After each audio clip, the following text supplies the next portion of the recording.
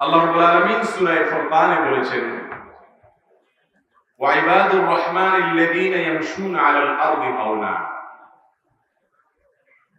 রহমানের বান্দাগণের কিছু বৈশিষ্ট্য আছে, কিছু বিশেষ গুণ আছে।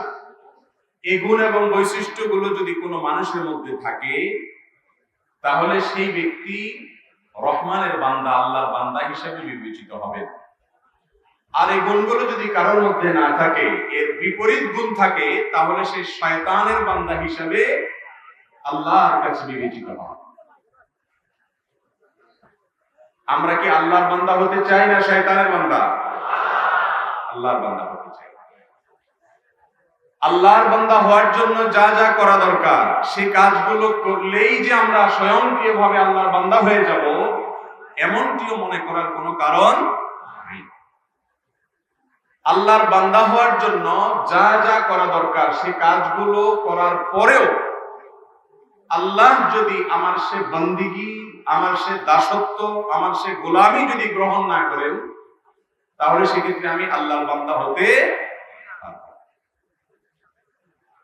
সূরাতুল ফুরকানের এই আয়াতগুলোতে আল্লাহ সুবহানাহু ওয়া তাআলা বলে দিয়েছেন, বিশেষ কয়েকটি গুণ আছে, বৈশিষ্ট্য আছে। এই গুণগুলো যদি কোনো মানুষ অর্জন করতে পারেন, তাহলে সেই মানুষকে আল্লাহ তাআলা নিজে পরিচয় করে দিচ্ছেন, সে আমার বান্দা, রহমানের বান্দা। সেই গুণগুলো অর্জন করার চেষ্টা করা একজন আখিরাতে জান্নাত প্রত্যাশী মানুষের অন্যতম একটি বড় কাজ। সেই গুণগুলোর ভিতরে প্রথম গুণ সম্পর্কে বলতে গিয়ে আল্লাহ তাআলা বলছেন, আল্লাযীনা ইয়ামশুনা আলাল আরদি হাওনা। আল্লাহ তাআলা যাদেরকে নিজের পরিচয় দিয়ে বলবেন তারা আমার বান্দা, আল্লাহ তাদের বন্দেগীকে স্বীকৃতি দিয়েছেন, আগাম স্বীকৃতি। তাদের এক নম্বরের বৈশিষ্ট্য হলো, তারা পৃথিবীতে যখন চলাফেরা করবে, সমাজে যখন বসবাস করবে, রাস্তাঘাটে যখন চলাফেরা করবে, তাদের চাল চলনে দম্ভ, অহংকার আর কোন প্রকার নিজের বড়ত্ব প্রকাশের মানসিকতা থাকবে।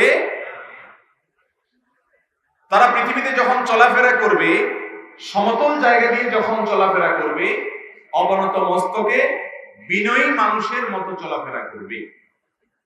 আমাদের প্রিয় নবী সাল্লাল্লাহু আলাইহি সাল্লাম কিভাবে চলতেন, এই সম্পর্কে তার শামাইলে বর্ণিত হয়েছে যে, তিনি যখন সমতল কোন জায়গা দিয়ে চলতেন, কান্নাহু ইয়ানহাত্তু মিন ফাওক আও মিন সাবাব। নবী আলাইহিস সালাম যখন রাস্তা দিয়ে চলাফেরা করতেন, তখন উপর থেকে, পাহাড় থেকে কেউ নামার সময় যেরকম তার মাথা ঝুঁকে থাকে, অবনত হয়ে থাকে, বিনয়ী মানুষের মতো থাকে, বুক টান টান করে অহংকারের মতো করে চলে না, রাসূল করিম সাল্লাল্লাহু আলাইহি সাল্লাম চলার সময় এইভাবে চলতেন। এখন কেউ যদি রাস্তাঘাটে খুব দম্ভা ভরে চলাফেরা করে, অহংকার প্রদর্শন করে, তার হাব ভাব দিয়ে, তার ক্ষমতার জোর দেখায়, তার গায়ের জোর দেখায়, তার পয়সার জোর দেখায়, এসব যদি তার চলনে বলনে প্রকাশ পায়, তাহলে এই ব্যক্তি শয়তানের বান্দা, রহমানের বান্দা। রহমানের বান্দা হওয়ার জন্য এক নম্বরের এই বৈশিষ্ট্যটা অর্জন করতে হবে, বিনয় থাকতে হবে। আল্লাহ রাব্বুল আলামিন আপনাকে পাওয়ার দিয়েছেন, আপনার অবস্থান দিয়েছেন, আপনাকে আল্লাহ তাআলা অনেক দিক থেকে স্বাবলম্বী করেছেন, মর্যাদাবান করেছেন। আপনি যদি বুক টান টান করে অহমিকা প্রদর্শন করেন, তাহলে আল্লাহ তাআলা আপনাকে তার গোলাম হিসেবে স্বীকৃতি দিবেন। নবী আলাইহিস সালাম বলেছেন, আলা উখবিরুকুম বিআহলিল জান্নাহ, তোমাদেরকে কি আমি জান্নাতি লোকদের মার্কা বলে দিব না? কোন লোকগুলো জান্নাতে যাবে তাদের কিছু মার্কা আছে। তিনি নিজেই জবাব দিয়ে বলছেন যে, কুল্লু দাঈফিন মুতাদাঈফ। ওই সমস্ত মানুষেরা যারা দুর্বল, সমাজের মানুষরা তাদেরকে দুর্বল মনে করে, নিরীহ কিসিমের মানুষ। ব্যক্তিগত জীবনে তাওহীদ আছে, ইসলামের সমস্ত ফরজ বিধানগুলো মেনে চলে, আল্লাহর আদেশ নিষেধ অনুযায়ী চলে, আর তার চাল চলনে, আচার আচরণে, কাজে কারবারে সে এমন ভাবে চলে যে সমাজের মানুষ তাকে অমায়িক মানুষ হিসেবে স্বীকৃতি দেয়। এবং ওই ব্যক্তিকে নিরীহ মানুষ মনে করে। এটা হলো জান্নাতি লোকদের একটা মার্কা। আর এর বিপরীতে জাহান্নামী লোকদের মার্কা হলো তারা দম্ভ ভরে চলে, দাপট দেখে চলে, গায়ের জোর জাহির করে, সবাইকে দমায় রাখতে চায়, তার কথাই সবার উপরে রাখতে চায়। এই অহংকারী মানুষদেরকে নবী আলাইহিস সালাম বলেছেন এই লোকগুলির মধ্যে জাহান্নামী লোকদের মার্কা এবং আলামত আছে। আল্লাহ তাআলা আমাদের সবাইকে বিনয়ী মানুষদের কাতারে শামিল হওয়ার তৌফিক দান করুন। তাহলে এক নম্বরে রহমানের বান্দাদের বৈশিষ্ট্য হলো পৃথিবীতে চলাচল করার সময়, হাঁটার সময় অহংকার প্রকাশ করবে, বিনয়ের প্রকাশ করবে। নাম্বার 2, দ্বিতীয় বৈশিষ্ট্যটা প্রথমটার সাথে সংশ্লিষ্ট। তার কারণ হলো এই দুনিয়াতে যে লোক নরম হয়ে চলে, নিরীহ হয়ে থাকে, অহংকার করে না, বিনয়ী হয়ে চলে, সমাজের মানুষ তাকে খুব শ্রদ্ধা করে না তাকে পাত্তা দেয় না। শুধু পাত্তা না দেওয়া, বাংলায় একটা কথা আছে, ভালো মানুষের ভাত নাই। ভালো মানুষের শুধু ভাত নাই বললে ভুল হবে। ভালো মানুষের ভাত তো নাই, সামনে রুটি থাকলে ওইটাও সরাই ফেলা। তুমি ভালো কেন হইলা? ভাত তো নাই, রুটিও দেব না। এ হলো ভালো মানুষের অবস্থা। আল্লাহ রাব্বুল আলামিন বলেছেন রহমানের বান্দা হতে হলে ভালো মানুষ হতে হবে, অমায়িক মানুষ হতে হবে, বিনয়ী মানুষ হতে হবে, অহংকার করা যাবে না। বিশেষ করে আমার যুবক ভাইয়েরা, আপনাদেরকে বলছি, যখন 3-4 জন বন্ধু মিলে মোটরসাইকেল বা বাইক নিয়ে রাস্তায় চলাফেরা করেন, পেছন থেকে যতই হর্ন বাজাক প্রাইভেট কার, বাস আলা, সাইড দিতে চান না। ঠিক না বেঠিক? একা যখন যান তখন রিকশাওয়ালা বেল বাজাইলেও সাইড দিয়ে দেন। আর যখন বন্ধু বান্ধবের সাথে 8-10 জন থাকে তখন কি হনুরে একটা ভাব চলে আসে, কি আসে না? এর নাম হলো অহংকার। এর নাম কি? অহংকার। হোটেলে যখন বসেন, একা একা চার অর্ডার দিলে, একা একা থাকলে মেসিয়াতে বলেন ভাই 1 কাপ চা দেন। আর 4-5 বন্ধু মিলে বসলে শরীরটা একটু গরম গরম মনে হয়, তখন আর এটা বলেন না যে 1 কাপ চা, তখন এই বেটে জানি মানুষ চোখে দেখোস না, কথা মনে হচ্ছে বলেছি। এরকম মোড়ে যুবকরা কথা বলেন কি বলেন না? ও যুবক ভাই আমার, যে আল্লাহ আপনাকে এই যৌবনের শক্তি দিয়েছেন, ওই আল্লাহ রাব্বুল আলামিন আপনাকে একদিন দুর্বল করবে কি করবে না? এই জন্য জান্নাতি লোক কখনো অহংকার করতে পারে। বাসে যখন একা একা যুবক যায়, কন্ডাক্টর বেচারা যা বলে তা শুনে, মনে হয় যে ভাজা মাছটা উল্টে গেছে। বন্ধু বান্ধব 8-10টা মিলে উঠলে আর মানুষকে মানুষ মনে করে। এই রোগগুলো কি আমাদের মধ্যে আছে না নাই ভাই? আল্লাহ তাআলা একটু পয়সা করে দিলে, একটু পাওয়ার ক্ষমতা দিলে, একটু গায়ে জোর তোর আসলে আর কাউকে আমরা মানুষ মনে করতে রাজি। রাসূল করিম সাল্লাল্লাহু আলাইহি ওয়াসাল্লাম এর সাহাবীরা একবার দেখলেন একটা কুস্তি চলছে। কুস্তিতে এক লোক তার প্রতিপক্ষকে বারবার ঘায়েল করে ফেলছে, হারায় দিচ্ছে। তখন সাহাবা একরাম বললেন যে মাশাআল্লাহ, কত বড় বীর, মারাত্মক বাহাদুর মানুষ। নবী সাল্লাল্লাহু আলাইহি ওয়াসাল্লাম বলেছেন, বুখারী হাদিসে বর্ণিত হয়েছে, তোমাদেরকে কি আমি বলে দিব না, আলা আদুল্লুকুম আলা মান হুয়া আশাদ্দু মিনহু, আমি তোমাদেরকে বলবো না যে এর চাইতে বড় বীর কে? ইয়া রাসূলুল্লাহ অবশ্যই বলেন কে? তখন বলেছেন যা কারোর উপরে রাগ হয়েছে, তার ক্ষমতা আছে রাগ দেখানো, কিন্তু সে হজম করে ফেলেছে রাগটাকে, অহংকার করে নাই, এই ব্যক্তি হলো আসল বীর। আর রাগ উঠলেই ছেড়ে দেয়, ধরে রাখতে পারে না, এ হলো ডায়রিয়ার রোগীর মতো আউট অফ কন্ট্রোল। একে সমাজের মানুষ মনে করে অনেক বাহাদুর, ও আসলে রোগী। যুবক ভাইরা আমার, রোগী হবেন না সুস্থ হবেন? সুস্থ হতে হলে কখনো অহংকার করবেন না। কখনো অহংকার, কিসের অহংকার, কার সাথে অহংকার? 5 থেকে 7 বার যদি টানা ডায়রিয়া হয়, বিছানা থেকে নড়তেও পারেন না, সে মানুষের আবার অহংকার করার সাথে?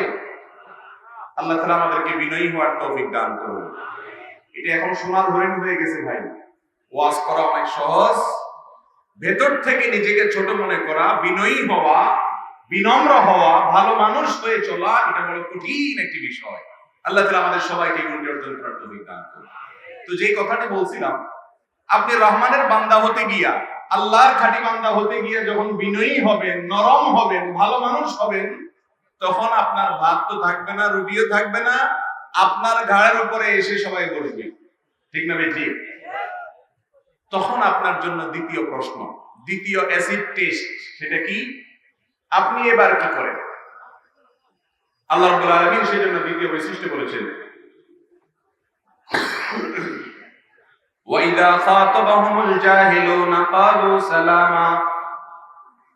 রহমানের বান্দাদের বৈশিষ্ট্য হলো তারা বিনয়ী হয়ে দুনিয়াতে থাকে, আর বিনয়ী হয়ে চলতে গিয়ে দুনিয়াতে বহু মানুষের তুচ্ছ-তাচ্ছিল্য, হেয় প্রতিপন্ন করা, ওই যে ভাত রুটি সব সরায় নেওয়া, ষড়যন্ত্র করা, শত্রুতা করা, তার ক্ষতি করা, এগুলোর পেছনে মানুষ লেগে যাবে।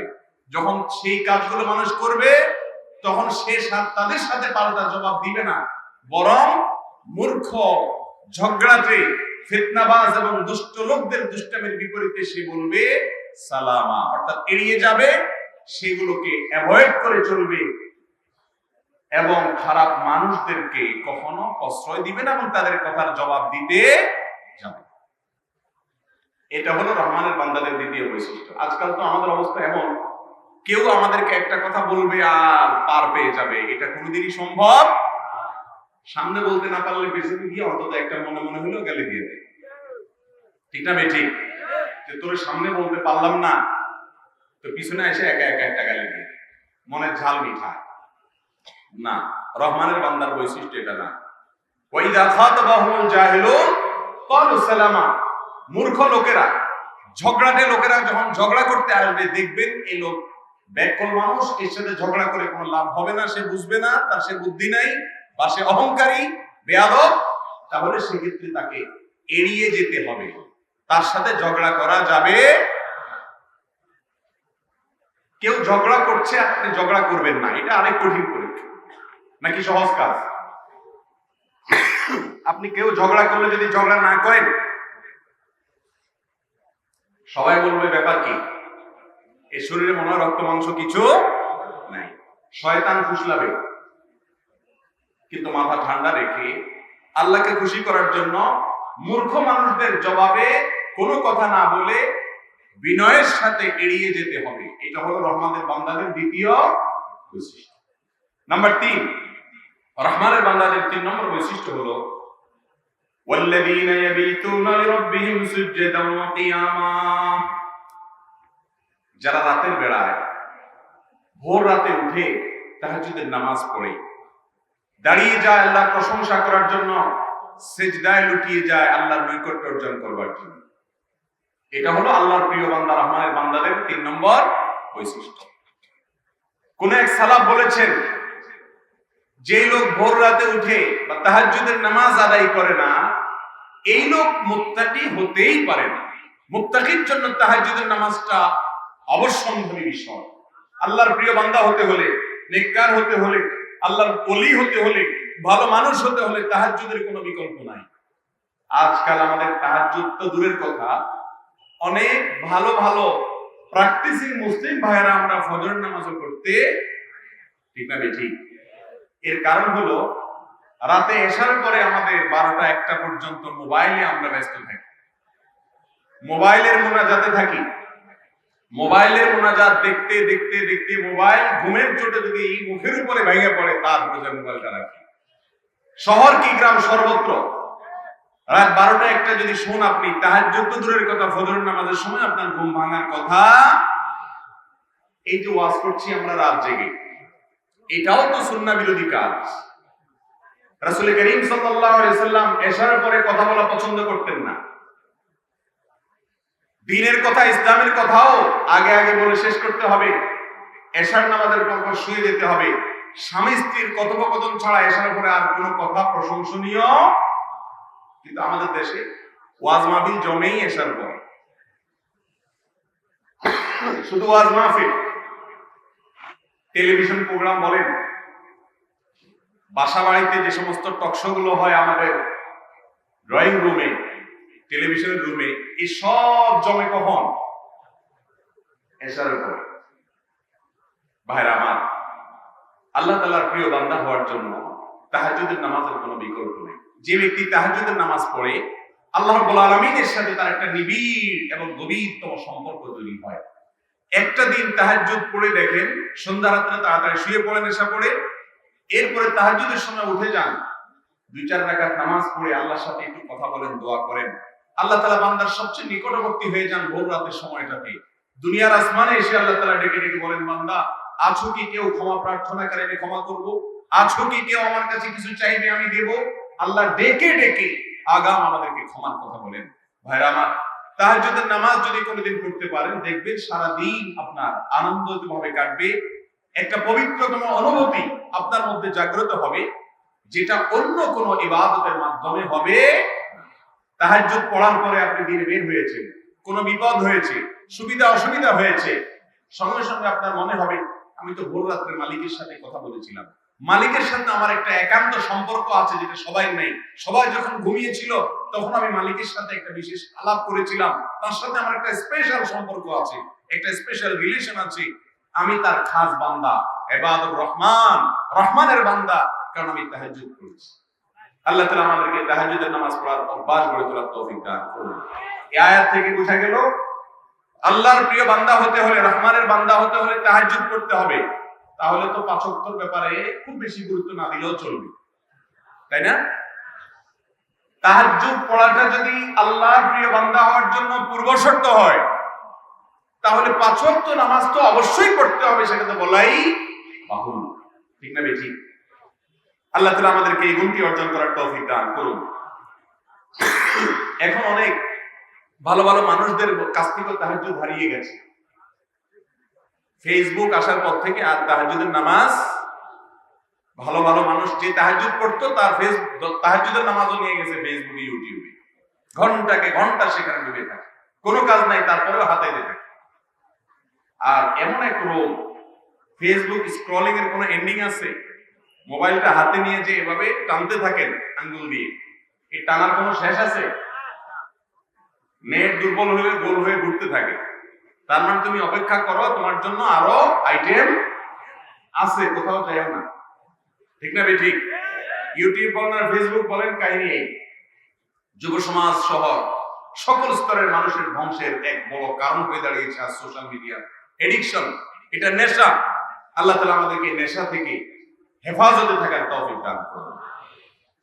তাহলে আল্লাহ তাআলার প্রিয় বান্দা হওয়ার জন্য ভাইরা আমার, তাহাজ্জুদের অভ্যাস গড়ে তুলতে হবে। আর তাহাজ্জুদের অভ্যাস গড়ে তোলার জন্য সন্ধ্যা রাত্রে তাড়াতাড়ি শোয়ার কোনো বিকল্প হতে পারে।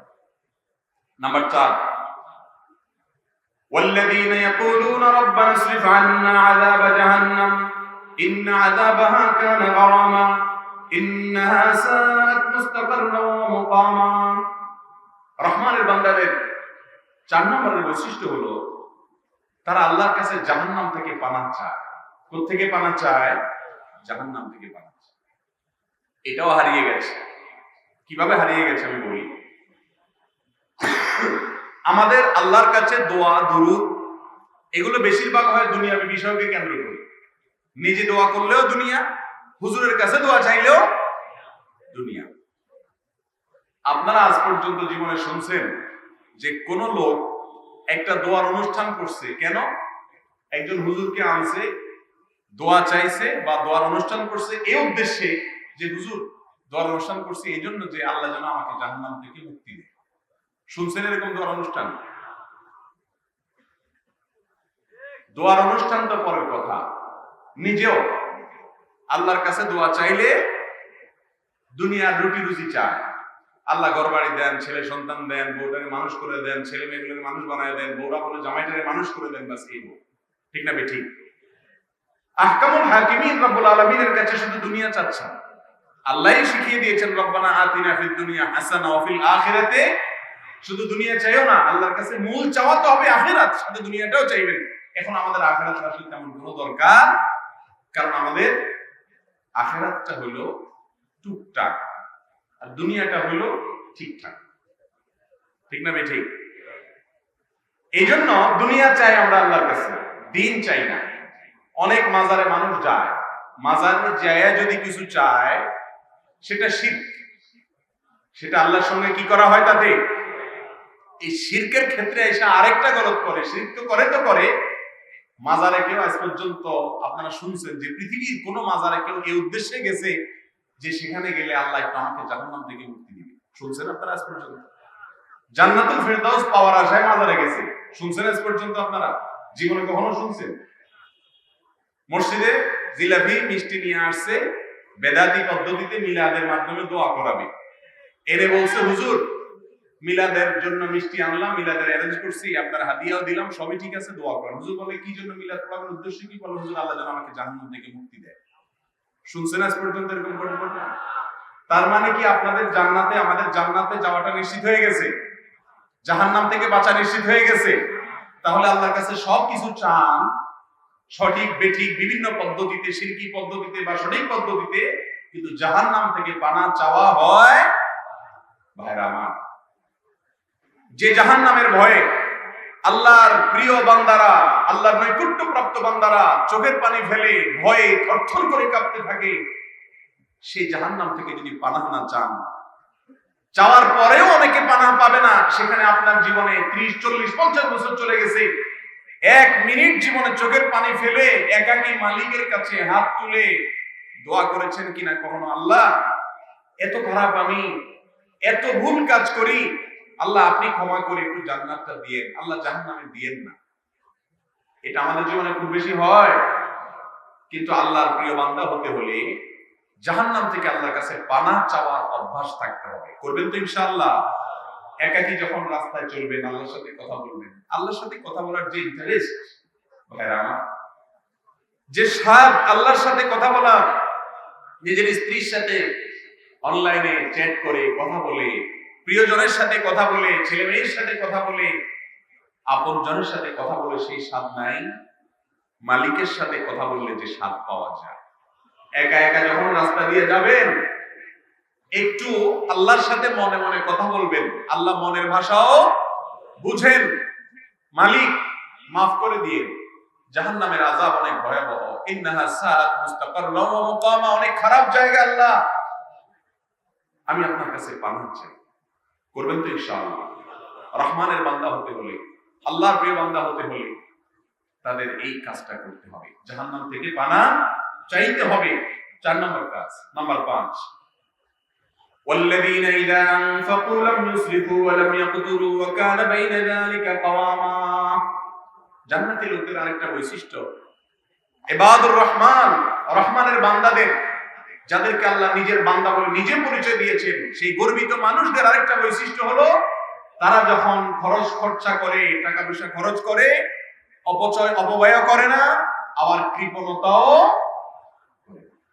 আমাদের সমাজে আজকাল দেখবেন মানুষের দিনকাল ভালো, মুরব্বী চাচাদেরকে জিজ্ঞাসা করবেন 20-40 বছর আগে কোন রকম ভাত তরকারিটা জোগাড় করতে কষ্ট হয়ে গেছে, আর আজকাল আমাদের দিনকাল এত বেশি ভালো যে এখন বার্থডের জন্য হাজার হাজার লক্ষ লক্ষ টাকা খরচ করে।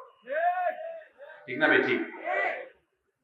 আকিকার নামে অনুষ্ঠান করতে গিয়া লক্ষ লক্ষ টাকা খরচ করে, বিবাহ বার্ষিকীর নামে অনুষ্ঠান করতে গিয়া লক্ষ লক্ষ টাকা খরচ করে। যেই দেশে এখনো শীতের কষ্টে গরিব কাঁপে, উত্তরবঙ্গের কোন কোন এলাকাতে শীতের কষ্টে মানুষ মারা পর্যন্ত যায়, সেই দেশে মুসলমানের সন্তান তথাকথিত বিবাহ বার্ষিকী, তথাকথিত জন্মদিবস ইহুদি খ্রিস্টানদের পদ্ধতিতে করতে গিয়ে লক্ষ লক্ষ টাকা নষ্ট করে হালাল কাজে, দরকারি কাজেও যদি কেউ অতিরিক্ত খরচ করে, অপচয় করে, অপব্যয় করে, আল্লাহ রাব্বুল আলামিনের কাছে কিয়ামতের দিন জবাবদিহি করতে হবে কি হবে না?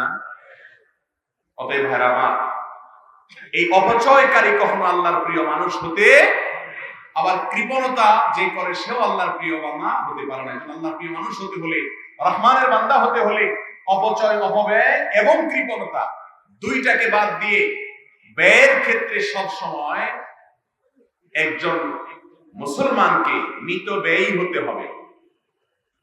যতটুকু দরকার ততটুকু খরচ করতে হবে। আল্লাহ তাআলা আমাদেরকে তৌফিক দান করুন। আজকাল তো ছেলে মেয়ে যদি কিছু বলে, বইয়ে যদি কিছু বলে, জামা একটার জায়গায় 5টা হলো আমরা কি এই চিন্তা করি না কিয়ামতের দিন কয়েকটা প্রশ্নের জবাব দেওয়া ছাড়া পাও নাড়ানোর ক্ষমতা কারোর থাকবে না। তার ভিতরে একটা হলো সম্পদ সম্পর্কে আল্লাহ জিজ্ঞাসা করবে, মান মালিহি মিন আইন ইকতাসাবাহু ওয়া ফীমা আনফাক। সম্পদ কোত্থেকে খরচ করেছেন, কোথায় খরচ করেছেন। মালিকের কাছে প্রতিটি বিষয়ে জবাবদিহি করা লাগবে কি লাগবে না? অতএব অপচয় করবেন না। শীতের কাপড় আছে ছেলের, আরেকটা কিনছেন যে পুরানটা কিভাবে পরি, একটা গত বছর পড়েছে এই বছর আবার কিভাবে পরি। অথচ আপনার আশেপাশে বহু মানুষ শীতে কাঁপছে, কনকনে শীতে। এই জন্য একজন মুসলমানকে আগে একজন মানুষ হতে হয়। ভালো মানুষ না হলে কখনো ভালো মুসলমান হওয়া যায় না। নবীজি বলেছেন, আহাব্বুন নাসি ইলাল্লাহি আনফাহুম লিন-নাস। মানুষের মধ্যে আল্লাহর কাছে সবচেয়ে প্রিয় মানুষ সে যে মানুষের উপকারে সবচেয়ে বেশি আসে, মানুষের কল্যাণে যে বেশি নিজেকে নিয়োজিত করে রাখে। আল্লাহ তাআলা আমাদের সবাইকে পরোপকারী মানুষ হওয়ার তৌফিক দান করুন। মানুষের উপকারে আমরা কাজ করব, স্বার্থপর হব না। এই পৃথিবীটা এখন ভোগবাদিতার সময় চলছে। সবাই নিজের ভোগের কথা চিন্তা করে, মানুষের কথা চিন্তা করে না। রহমানের বান্দা হতে হলে অপচয়, কৃপণতা কোনোটাই করা যায় না। মিতব্যয়ী হতে হয়, হিসেব করে চলতে হয়, মানুষের কল্যাণার্থে কাজ করতে হয়। আল্লাহ তাআলা আমাদেরকে এই গুণটি অর্জন করার তৌফিক দান করুন। নাম্বার 6, ওয়াল্লাযীনা লা ইয়াদউনা মা'আল্লাহি ইলাহান আখার। রহমানের বান্দারা কখনো শিরিক করতে পারে না। রহমানের বান্দারা কখনো শিরিক করতে, তারা মনে করে সকল কিছুর ক্ষমতা একমাত্র সংরক্ষণ করেন স্বয়ং রব্বুল আলামিন। দোয়া করে তারা আল্লাহর কাছে, ইবাদত করে কার? আল্লাহ।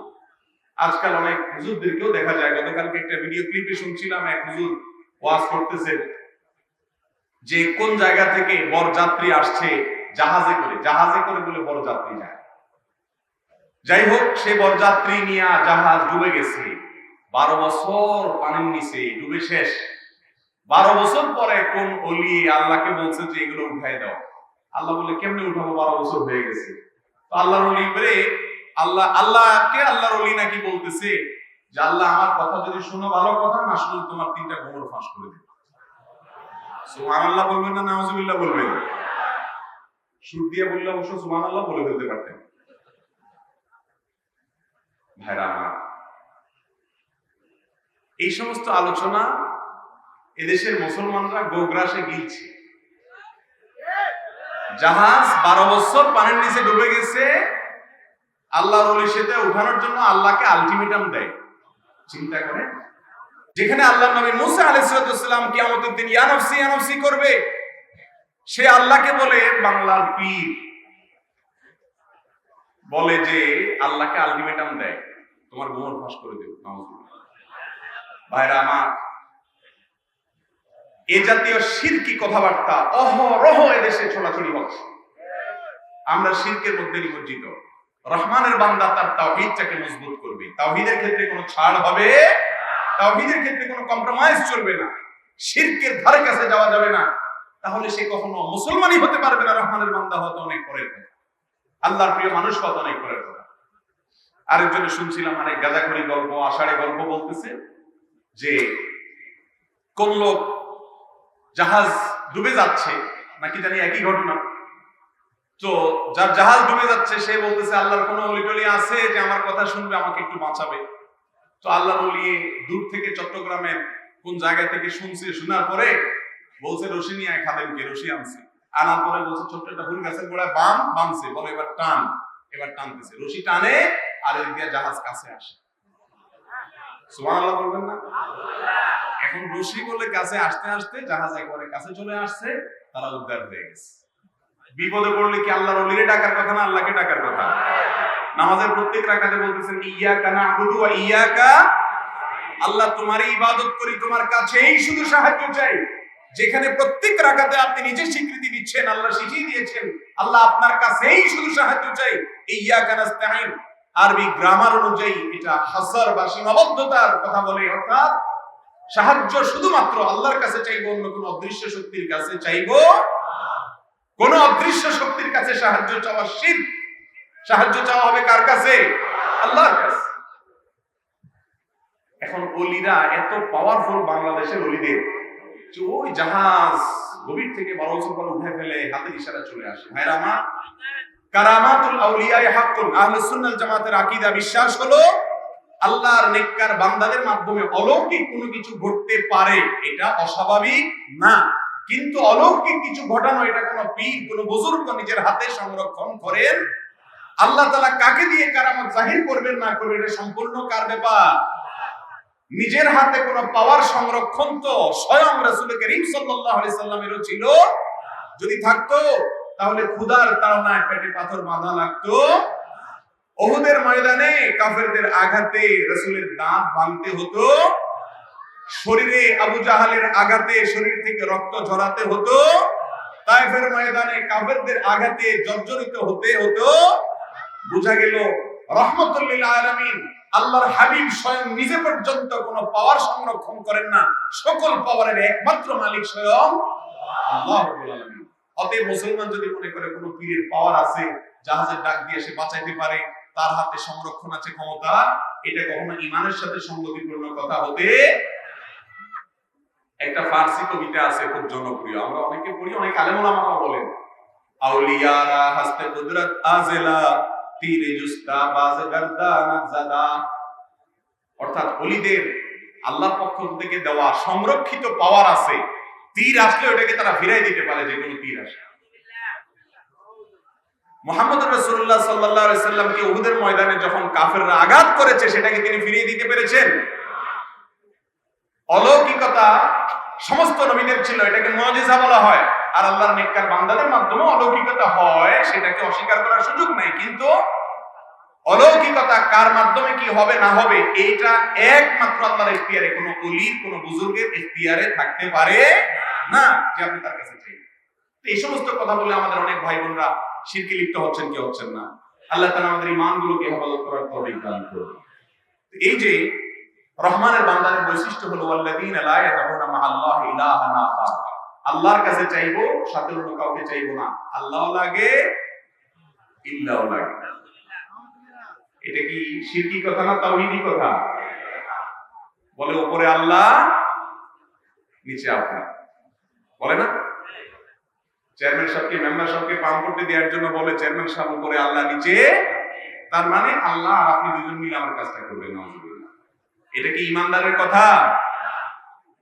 দুনিয়াতে ওসিলার প্রয়োজন হয়, আল্লাহই করাবেন, আল্লাহই যথেষ্ট। ওসিলা কাকে দিয়ে আল্লাহ কাজ দিবেন সেটা আল্লাহ ভালো জানেন। কোন ইল্লা টিল্লার মুখাপেক্ষী আল্লাহ, আমরা মাধ্যম গ্রহণ করব ঠিক আছে, তবে বিশ্বাস থাকবে এই মাধ্যমের কিছু নাই, যা করার সব কে করবেন? আল্লাহ। এরপরে 6 নম্বর না 7 নম্বর, পরের নম্বর 7 নম্বর হলো ওয়ালা ইয়াকতুলুন আন-নাফসাল্লাতী হারামাল্লাহু ইল্লা বিল হক। রহমানের বান্দারা কোনো অন্যায় ভাবে কোনো মানুষকে হত্যা করতে পারে। আপনারা বলবেন আমরা তো মানুষ হত্যা করি না, আমরা ভালো মানুষ। খুনি হইতে তো কলিজা লাগে, আমরা তো বিড়াল দেখলে দৌড় দিই, কিসের খুনি হবে? যাক ভালো, আলহামদুলিল্লাহ। আপনারা মানুষ খুন করেন না, ভালো। কিন্তু একটা মানুষ খুন এই যুগে ঘরে ঘরে মানুষ করে, সেটা হলো ভ্রূণ হত্যা। আছে না নাই এগুলা? 4 মাসের সন্তান, 5 মাসের সন্তান মাতৃগর্ভে, টের পায় নাই, পরে টের পেয়ে গেছে, মেডিসিন দিয়ে নষ্ট করে ফেলে দিয়েছে। এটাও মানুষ খুন করা, এটাও মানুষ। বহু ভদ্রবেশী নামাজি মানুষ, আপনি খুনি, আপনি খুন করেছেন, আপনি আপনার সন্তানকে হত্যা করেছেন, ভ্রূণ হত্যা করেছেন। আছে না নাই আমাদের মধ্যে? আপনার যদি কোনো সন্তান এখন এই মুহূর্তে জন্ম হলে সমস্যা হয়, আপনার স্ত্রী শারীরিকভাবে তিনি ফিট না, তিনি অসুস্থ, বা এমন কোন জায়গা আছেন এখন সন্তানকে মানুষ করতে পারছেন না, পারিপার্শ্বিক কোনো কারণে এই মুহূর্তে সন্তান দুনিয়াতে আসাটা আপনার জন্য সুবিধাজনক না, আপনি আগে থেকে জন্ম নিয়ন্ত্রণ করেন, এটা জায়েজ আছে শর্ত সাপেক্ষে। এক, স্থায়ীভাবে জন্ম নিয়ন্ত্রণ করবেন না, লাইগেশন করবেন না, অস্থায়ীভাবে করবেন। নাম্বার 2, রিজিকের অভাবে কি খাওয়াবো সেই চিন্তা করবেন না, কারণ আল্লাহ বলেছেন লা তাকতুলু আওলাদাকুম খাশিয়াতা ইমলাক, তোমরা তোমাদের সন্তানদেরকে রিজিকের ভয়ে হত্যা করো না। নাহনু নারযুকুহুম ওয়া ইয়্যাকুম, আল্লাহ বলেছেন আমি আল্লাহ তোমাদেরকে তাদেরকে সবাইকে রিজিক দেব।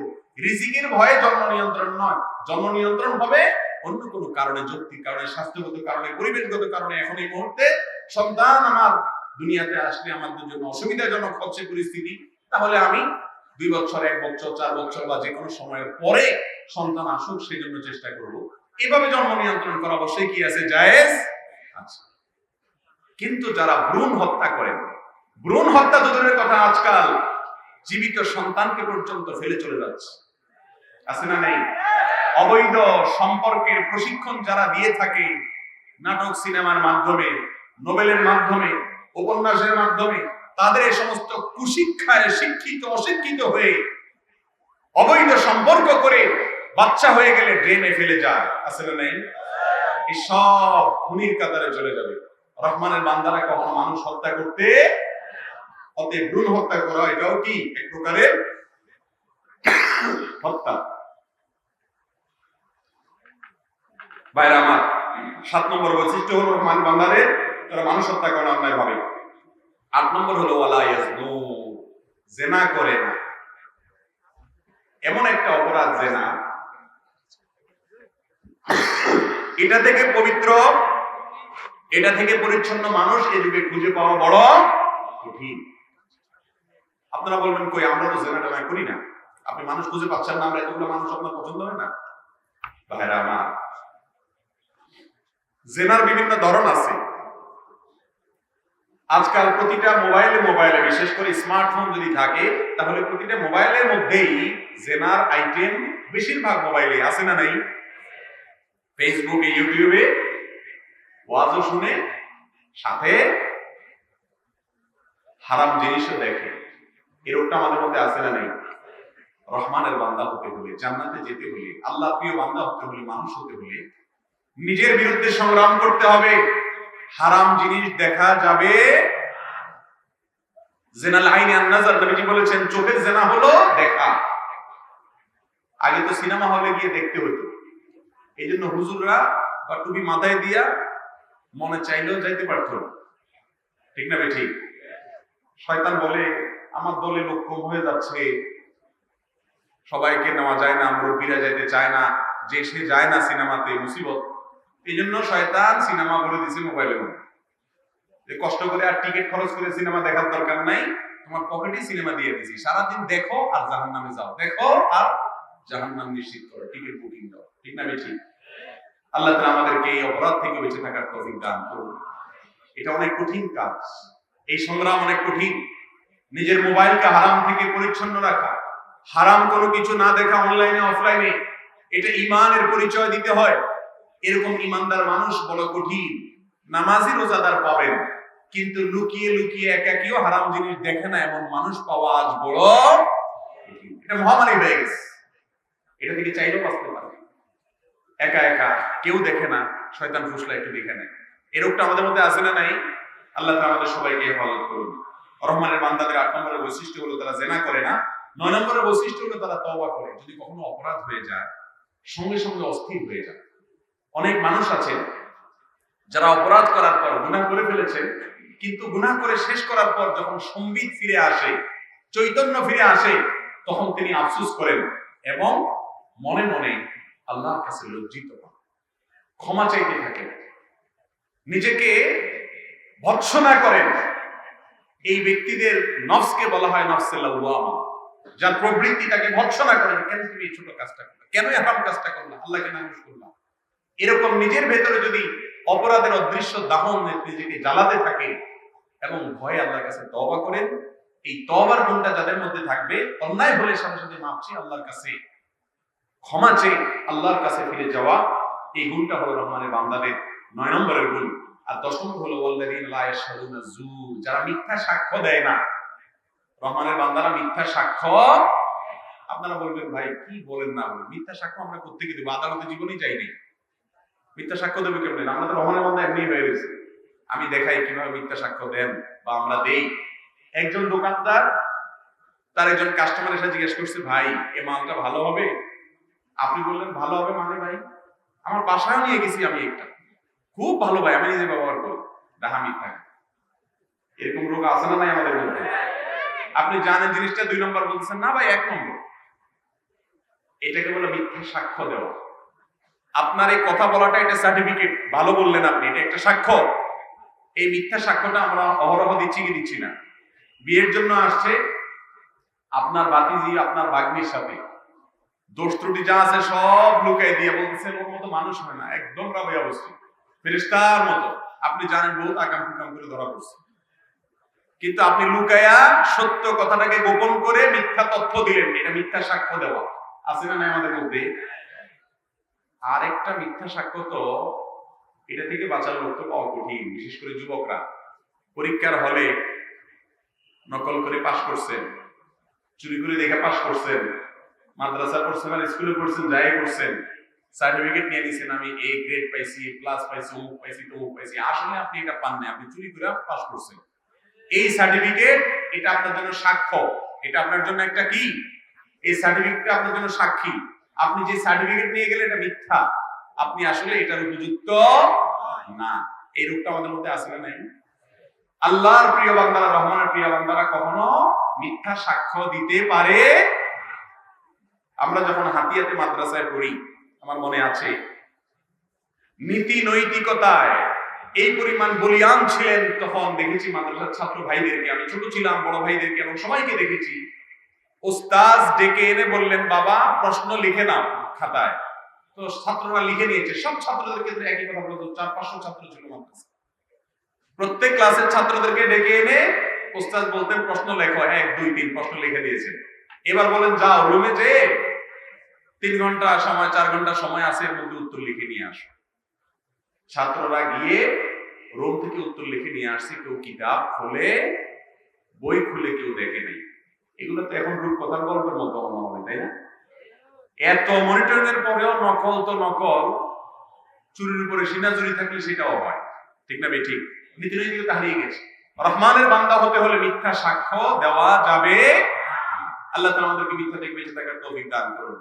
এই যে মিথ্যা সাক্ষ্যগুলোর আইটেমের কথা বলছি, অনেক দাড়িওয়ালা, টুপিওয়ালা মাহফিল শুনতে শুনতে কান জ্বালা ফালা, কোন হুজুর কি ওয়াজ করছে লাইন সহ মুখস্থ, কিন্তু এই আকাম কুকাম গুলা তলে তলে করি আমরা, আছে না নাই বলে? কখনো রহমানের প্রিয় বান্দা হওয়া যাবে না, নীতিবান হতে হবে। নাম্বার 10, ওয়াল্লাযীনা ওয়া ইযা মাররু বিল-লাগবি মাররু কিরামা। অনর্থক কাজ থেকে বেঁচে থাকতে হবে, অনর্থক কাজ থেকে বেঁচে থাকতে হবে। আজ বেশিরভাগ মুসলমানরা অনর্থক কাজে কোনো না কোনো ভাবে সম্পৃক্ত। শয়তান 3টা আইটেম বাইর করছে। যুবকদেরকে সময় নষ্ট করার জন্য একটা আইটেম, মুরব্বীদের সময় নষ্ট করানোর জন্য আরেকটা আইটেম, মহিলাদের সময় নষ্ট করানোর জন্য আরেকটা আইটেম। যুবকদের আইটেম হলো ফেসবুক, ইউটিউব, এটা হলো যুবকদের আইটেম, আর কিছু লাগে না। শয়তানের এক ডোজেই যুবকের লাইফ শেষ। ও জাহান্নামের অতল তলে যাওয়ার জন্য আর বেশি কিছু দরকার হয় না, এই 2টা অ্যাপই ওর ধ্বংস প্রায় করে দিচ্ছে, ঠিক না ঠিক? স্ক্রল করতে করতে করতে কোনো শেষ নাই, মনে হয় যে কি জানি হারাই গেছে, বুঝতেছে, ঠিক না ঠিক? যেখানে যাবেন, বাসে উঠেন, রেলে উঠেন, বিমানে উঠেন, বিমানের উপরে তার নেটওয়ার্ক থাকে না, তাও টানে। ভাইরা আমার, এই টানার কোনো শেষ, জামাত শুরু হয়ে গেছে, কিন্তু স্ক্রল চলতে আছে। যেভাবে টানতে থাকে, একদিনে ফেসবুকে কত হাজার বার এরকম টান দিছেন, কিন্তু আল্লাহর কালাম দেখা যায় সারা বছরে একটা পৃষ্ঠাও উল্টানোর সুযোগ। যুবকদেরকে সময় নষ্ট করার জন্য এরকম কিছু আইটেম ইবলিস দিয়ে দিয়েছে, আর মুরব্বীদেরকে দিয়েছে চায়ের দোকান, অফলাইন টক শো। বাংলাদেশে এমন কোন টেলিভিশন চ্যানেল আছে যে চ্যানেলে 24 ঘন্টা শুধু টক শো চলে? আছে কোন টিভি চ্যানেল? একটা চ্যানেল আছে, ওইটার নাম হলো চায়ের দোকান। সকালে খোলার পর থেকে নিয়ে রাত বন্ধ করা পর্যন্ত অনবরত বিরতিহীন টকশো চলে, ঠিক না ঠিক? এবং এই টকশো এমন এক আজব টকশো, এখানে উপস্থাপক পরিবর্তন হয়, বুদ্ধিজীবী পরিবর্তন হয়, কিন্তু অনুষ্ঠান শেষ হয় না, কোনো বিরতি টিরতি নেই। সারাদিন ওনারা দেশ জাতি নিয়ে চিন্তা করেন, গবেষণা করেন, ঠিক না ঠিক? এত বুদ্ধিজীবী এই দেশের চায়ের দোকানে দোকানে মোড়ে মোড়ে, এই জন্য দেশটারই দুরবস্থা। কারণ এই দেশে কাজের লোক নাই, সব বুদ্ধিজীবী। ভাইরা আমার, অনেক মুরব্বী আছে, ছেলে মেয়েরা ধরে ধরে ঢাকা নিয়ে যায়, বাবা চলেন একটু আমাদের বাসায় থাকেন। 2 দিনে বেশি 3 দিন হইলে চাচা বলে, বাবা আমাদের দিয়া এখন ভালো লাগে। কেন ভালো লাগে না? কারণ চাচার টকশো শেষ হয়ে যাচ্ছে, ঠিক না ঠিক বলেন? ভাইরা আমার, এই বিষয়গুলো আমাদের ভাববার বিষয়। চায়ের দোকানে বসে বসে সময় নষ্ট করছেন। ডক্টর খন্দকার আব্দুল্লাহ জাহাঙ্গীর রাহিমাহুল্লাহ একটা কথা বলতেন। উনি বলতেন, ও মুরব্বীরা, ও বড় ভাইরা, যারা চায়ের দোকানে বসে ঘন্টাকে ঘন্টা ফাও আলাপ করে গীবত শিকায়েত করে নষ্ট করেছেন, কি অর্জন করেছেন? আপনার এই বুদ্ধিজীবীগিরি করার কারণে দেশ উন্নত হয়ে গেছে? দেশে কোনো সমস্যা সংকটের সমাধান হয়েছে? হয়নি।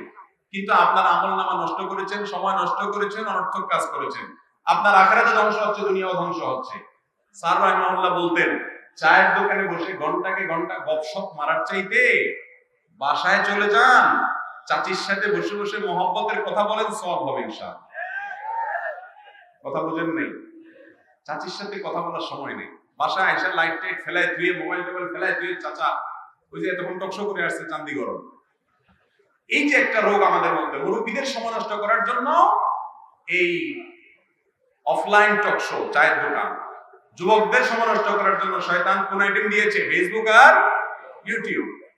আর মহিলাদেরকে সময় নষ্ট করার জন্য তাদেরও আইটেম আছে, স্টার জলসা আছে।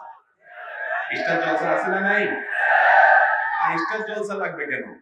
যাদের স্টার জলসা নাই, শয়তান তাদেরকে একটা আইটেম দিয়েছে যে জাহান্নামে শুধু যুবকরা যাবে কেন? যুবকরা, বৃদ্ধরা, মহিলারা দলে দলে চলো, সব জাহান্নামে চলো। এই জন্য আইটেম তাদেরকে একটা দিয়েছে, যার পাশে টেলিভিশন নাই, স্টার জলসা নাই, তুমি কেন পিছায় থাকবা? তুমিও জাহান্নামের ক্ষেত্রে আগায় থাকো, চলো। আশেপাশে মহিলাকে কি করছে না করছে, গীবত শিকায়েত, দলবাজি, গ্রুপিং এবং এই সমস্ত চগলখুরি ইত্যাদি, এগুলো শুধু মহিলারা পুরুষরা সবার মধ্যে আছে না নাই? আল্লাহ তাআলা আমাদেরকে সময়ের অপচয় করা থেকে হেফাজত থাকার তৌফিক দান করুন। রহমানের বান্দারা কখনো সময় অপচয়কারী হতে পারে না। ওয়াল্লাযীনা ওয়া ইযা মাররু বিল-লাগwi মাররু কিরামা, অনর্থক কাজের ধারে কাছেও তারা যায় না, এড়িয়ে চলে। আর 11 নম্বর তাদের বৈশিষ্ট্য হলো ওয়াল্লাযীনা ইযা যুকিরু বিআয়াতি রাব্বিহিম লাম ইয়াখিরু আলাইহা সুম্মা ওয়া উমিয়া, আল্লাহর কথা শুনলে, কোরআন হাদিসের কথা শুনলে, আল্লাহর নিদর্শনের কথা শুনলে তারা অবনত মস্তক করে সেটার মাধ্যমে নিজের জীবনকে পরিবর্তন করে। আজকাল তো এত ওয়াজ মাহফিল, এত আলোচনা, ইউটিউবে এত ওয়াজ, ফেসবুকে এত ওয়াজ, কিন্তু আমাদের জীবনের তেমন কোনো পরিবর্তন নাই। কারণ হলো আমরা আসলে ওয়াজ শুনি না, আমরা আওয়াজ শুনি। আমাদের ওয়াজ ভালো লাগে না, আমরা আওয়াজ পছন্দ করি। আর ওয়াজ রাত 2টা পর্যন্ত করলেও শুনতে রাজি আছে, কিন্তু ফজর পড়তে। ভাইরা আমার, কোরআন এবং হাদিসের কথা শুনে যদি আপনার ভিতরে পরিবর্তন হয়, প্রতিটি মাহফিল থেকে, প্রতিটি ইসলামিক আলোচনা থেকে যদি আপনার জীবনে একটি ভালো পরিবর্তন হয়, ইনশাআল্লাহ আপনি জান্নাতের দিকে এক কদম আগায় গেলেন। আর যদি শুধু শুনতেই থাকেন আর সুবহানাল্লাহ শুধু বলতেই থাকেন, যেই লাও সেই কদু, কোন দুষ্টরিত্র না ছাড়েন, তাহলে এই ওয়াজ শোনা কোনো কাজে আসবে। আল্লাহ তাআলা আমাদের সবাইকে রহমানের বান্দা হওয়ার তৌফিক দান করুন। রহমানের বান্দাদের সর্বশেষ বৈশিষ্ট্য হলো তারা শুধু নিজের চিন্তা করে না, পরিবারের চিন্তাও করতে হয় তাদেরকে। রব্বানা হাবলাল্লাযীনা ইয়াকুলুনা রব্বানা হাবলানা মিন আজওয়াজিনা ওয়া যুররিয়্যাতিনা কুররাতা আ'য়ুন ওয়াজআলনা লিল মুত্তাকিনা ইমামা। অনেক মুরব্বিরা আছেন, অনেক ভাইরা বোনেরা আছেন, নিজে নামাজ কালাম পড়ে, নিজে ফজর পড়তে যায়, যাওয়ার সময় ছেলের গায়ে কম্বলটা দিয়ে যায়, আছে না নাই? এর মানে হলো ফজর পড়লে তো সে জান্নাতে যাবে ইনশাআল্লাহ। এর মানে হলো বাবা আমি জান্নাতে যাচ্ছি, তুই যা জাহান্নামে যা, তোরে কম্বল দিয়ে দিলাম, তুই জাহান্নামে যা। ব্যাপারটা এরকম দাঁড়ালো না? আপনার যদি বিশ্বাস হয় আল্লাহর ইবাদত, আল্লাহর ফরজ নির্দেশ না মানলে জাহান্নামে যেতে হবে, তাহলে আপনি কম্বল কিভাবে দিয়ে যান? ঠিক না বেঠি?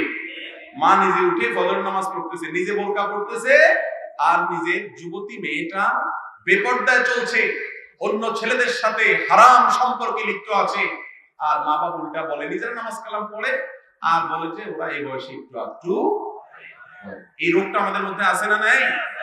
এই রোগের কারণে আনুষ্কার মতো ঘটনা, দিহানের মতো সন্তানরা ধ্বংস হয়ে যাচ্ছে, ধ্বংসার প্রান্তে চলে যাচ্ছে, একের পর এক অঘটন ঘটছে। এই জন্য আমাদেরকে হেফাজত করতে হবে। আল্লাহ তাআলা আমাদেরকে তৌফিক দান করুন। জান্নাতি মানুষরা শুধু নিজে জাহান্নাম থেকে বাঁচার চেষ্টা করবে না, পরিবারকে সহ জাহান্নাম থেকে বাঁচার চেষ্টা করবে। অনেকে বলে যে ছেলেকে বলি কথা শুনে না, মেয়েকে বলি কথা শুনে না। আমি বলি, আপনার ঘরে যদি আগুন লাগে, আপনার ছেলে শুয়ে থাকে, আপনি কি বলবেন? দুইবার তিনবার ডাকছি, ছেলে তো শুনে না, তো আমি কি করবো? আমার চেষ্টা তো আমি করছি, ওকে, আমি বাইরে হয়ে গেলাম, আর ছেলে পুলিশাই হয়ে যায়। কোনো বাবা এরকম করবে? কথা শুনে না মানে কোলে করে নিয়ে হলেও ওরে বাইরে নিয়ে ফেলবে, ঠিক না বেঠিক? কারণ ওকে জাহান্নাম আগুন থেকে বাঁচাতে হবে। তাহলে নামাজ না পড়লে, পর্দা না করলে, হারাম সম্পর্ক করলে সমাজ ধ্বংস হবে, জীবন ধ্বংস হবে। সেই জন্য অভিভাবককে দায়িত্বশীল ভূমিকা অবশ্যই রাখতে।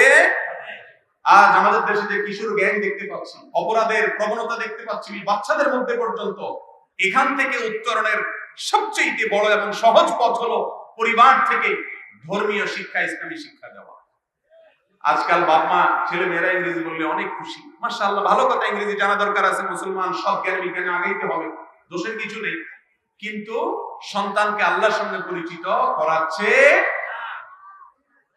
আপনার বাবা মা আপনাকে ইসলাম দিয়ে গেছে, আপনি আপনার সন্তানকে যদি দিয়ে না যান, পরবর্তী জেনারেশনের মধ্যে যদি গ্যাপ তৈরি হয়, কিয়ামতের দিন আল্লাহর কাছে আসামির কাঠগড়ায় আপনাকে দাঁড়াতে। আমি বলছি না যে আপনাদের সবার ছেলে মেয়েকে মাদ্রাসা দেন, আলেম বানায় দেন, কিন্তু অবশ্যই মুসলমান হিসাবে ইসলামের বেসিক শিক্ষা তাকে দেওয়া আমাদের জন্য ফরজ। সে কার সাথে চলছে, কোথায় যাচ্ছে, সেটা দেখা আমাদের জন্য কর্তব্য। রহমানের বান্দারা শুধু নিজের চিন্তা করে না, পরিবারদেরকে জাহান্নামের আগুন থেকে বাঁচানোর চেষ্টা করে।